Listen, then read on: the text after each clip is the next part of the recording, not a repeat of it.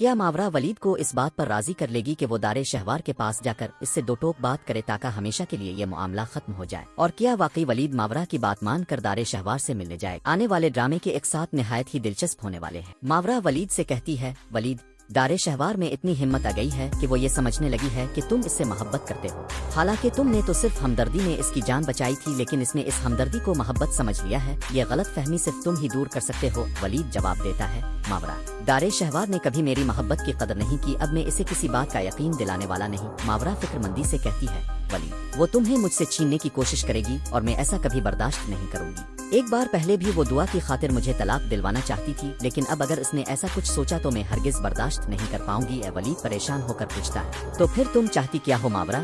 ماورا سمجھاتے ہوئے کہتی ہے، اب ایک بار اس کے پاس جا کر سب کچھ واضح کر دیں، صاف کہہ دیں کہ آپ کبھی اس کے نہیں ہو سکتے، شاید تب ہی وہ ہمیں چھوڑ دے۔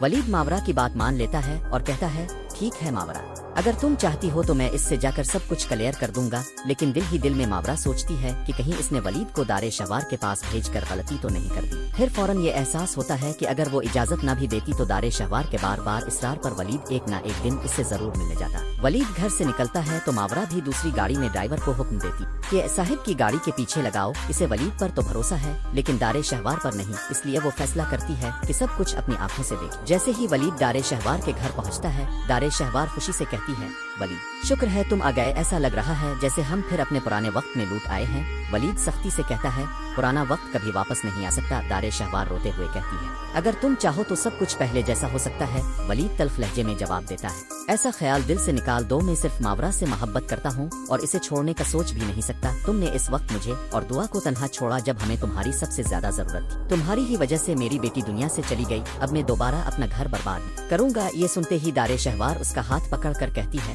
ولید، ایک بار مجھ سے شادی کر لو، میں تمہارے سارے گلے شکوے مٹا دوں گی۔ اسی لمحے ماورا جو سب کچھ سن رہی ہوتی ہے شدید صدمے سے بے ہوش ہو کر گر پڑتی۔ ولید گھبرا کر اسے فوراً اسپتال لے جاتا ہے۔ دار شہوار ماورا کو اپنے گھر میں دیکھ کر حیران رہ جاتی ہے اور اندر ہی اندر حسد سے جلنے لگتی ہے۔ اسپتال میں ڈاکٹر ولید کو خوشخبری سناتا ہے، مبارک ہو، آپ کی بیوی امید سے ہیں۔ یہ سن کر ولید کی خوشی کی انتہا نہیں رہتی، وہ ماورا کا ہاتھ پکڑ کر کہتا ہے، ماورا، تمہارا شکریہ، تم نے مجھے وہ خوشی دی ہے جس کا میں برسوں سے انتظار کر رہا تھا۔ ماورا آنکھوں میں آنسو لیے پوچھتی ہے، ولید، کیا آپ مجھے چھوڑ کر دار شہوار کے پاس چلے جائیں گے؟